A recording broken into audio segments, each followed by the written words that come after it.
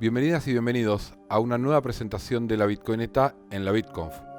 Por tercer año consecutivo nos toca estar presentando las actividades del año de la Bitcoineta y bueno, este fue un año muy distinto, pero la Bitcoineta es un proyecto que año a año fue evolucionando y cada vez que tenemos que repasar lo que fuimos haciendo para contar nuestra historia, es una historia que sigue cambiando.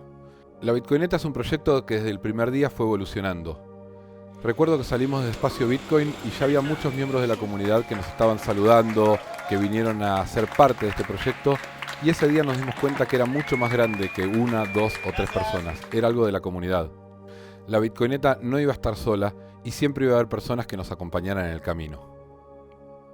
Al principio teníamos que definir de qué se iba a tratar la gira. Buscábamos con quién hablar. Nuestra primera actividad fue parar en una plaza, frente a un banco, a proyectar imágenes sobre Bitcoin y hablar con la gente. Los primeros en recibirnos eran bitcoiners locales, que nos abrían las puertas de su casa y hasta nos daban el calor de sus mineros. Y afuera es un frío terrible y acá adentro hace calor. ¿Por qué? Porque este cuarto en el cual duermo es también un cuarto de minería. Gastón es minero, ¿o no, Gastón? Algo así, estamos minando hace un año más o menos con un amigo. Pero un proyecto bitcoiner, hecho por bitcoiner y para bitcoiners, no era la idea de la Bitcoineta. Nosotros queríamos conectarnos con la gente, escucharlos, contarles sobre la tecnología y ver a partir de ahí qué se podía lograr. Para eso nos empezamos a vincular con personas del sector productivo y privado que de a poco empezaban a entender estas tecnologías. Y que todavía no te convence, no. No es que no me convenza. ¿Qué pasa? Uno no sabe cómo aprovecharlo para el campo. ¿Para el campo? Claro, simplemente es por eso. Quiero empezar a conocer más del sistema. Y siempre nos encontramos con una muy buena predisposición, ya sea del sector privado como público, aunque a veces cuando es el sector público no tenés mucho tiempo para contarle de qué se trata y hay que definirlo muy concisa y concretamente. Tendrá que hacer, lo importante acá es entender dónde está puesta la mirada. Seamos más transparentes, ahorremos en el largo, mediano o largo plazo, ahorremos costos, ¿sí? Y démosle más valor al ciudadano. Y darle valor es también hacer que él gaste menos plata. Desde el primer día tratamos de amplificar el mensaje de la Bitcoineta con una presencia multimedia. Es por eso que en cada localidad nos vinculamos con diarios, revistas, TV y siempre tuvimos una muy buena recepción y amplificación de nuestro mensaje. Pasaron las semanas y nos fuimos acostumbrando a hacer notas. Era hablar de Bitcoin, de blockchain, de la gira, hasta que un día nos contactaron de la TV asiática para que participemos de un documental contando Bitcoin en Argentina desde la mirada de la Bitcoineta.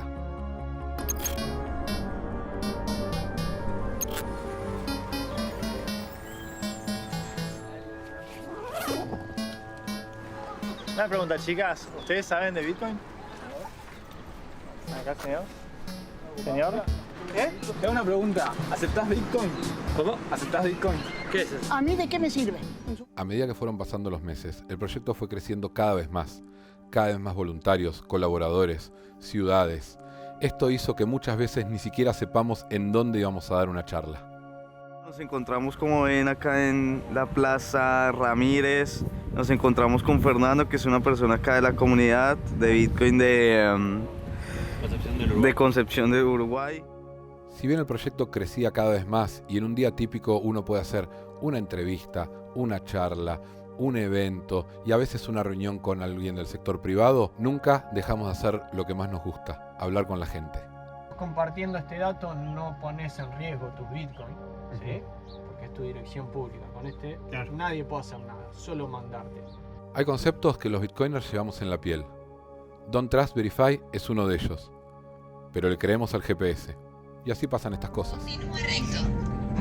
Llegando a una charla en una escuela rural de Paraguay, el GPS los mandó a los chicos por cualquier lado.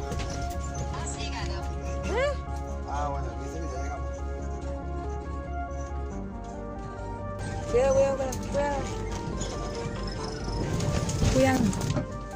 Uy, estero. Ahora nos quedamos, sí. Es estero, sí. Gracias a la ayuda y al esfuerzo de la gente, logramos seguir, y ese día pudimos dar la charla en la universidad. Después de eso, el viaje ya no fue el mismo. Yo la verdad que estoy muy agradecido, emocionado por esta experiencia. Quisiera que mucha gente tenga la oportunidad de vivirla, sobre todo en un lugar como Paraguay, que es tan tan humano todo a tamaño humano, realmente. Y haber conocido, bueno, ese colegio rural en Caguazú fue verdaderamente un descubrimiento. No puede ser. Se supone que el video era nada más para bardearla a ella y se volvió algo todo sentimental. Ahora hay que editarlo. Paraguay fue el segundo país que visitamos y ya estábamos listos para hacer el cruce de los Andes rumbo a Chile. Pará. Pero a veces nuestro espíritu bitcoiner y la colorida bitcoineta llaman un poco la atención en la frontera y nos generan algunas demoras. Para mí el perro está re divertido, él no está... Y así llegamos a nuestra primera BitConf, para romper todo tipo de barrera geográfica y cultural. No quiero decir la palabra spam porque no me gusta.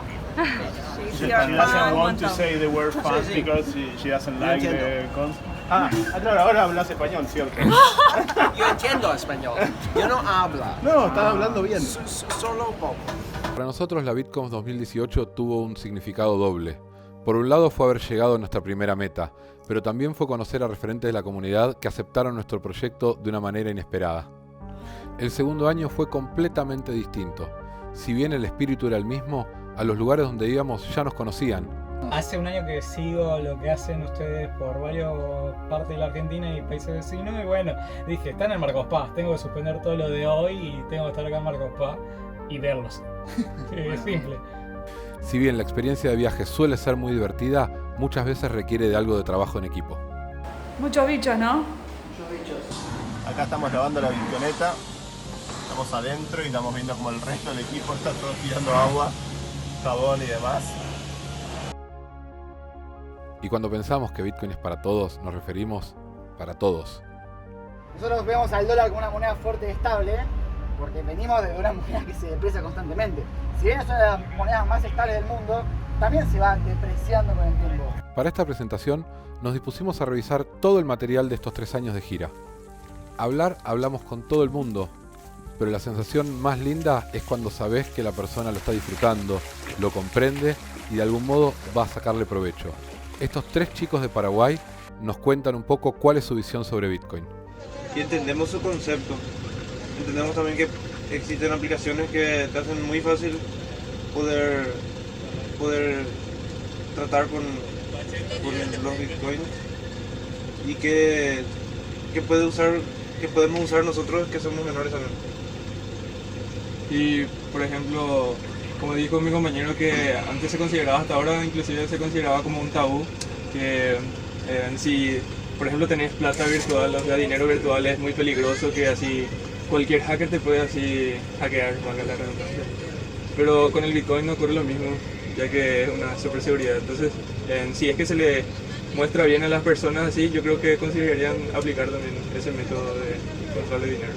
Sí, yo hasta pienso tipo, ojalá que, o sea, toda mi familia tipo entienda, ¿verdad? Y lo importante que es esto, ¿verdad? Porque, por ejemplo, vamos a decirle que yo tengo un pariente en Argentina, ¿verdad? Y quiere mandar plata o viceversa, entonces hay el cambio de dinero y baja más el valor y todas esas cosas. Si yo cambio con Bitcoin, no es así, ¿verdad? O sea, a cualquier hora, fin de semana. Es seguro. Es seguro que va a llegar intacto el valor que mandaste. Y buenísimo, o sea, y que por el camino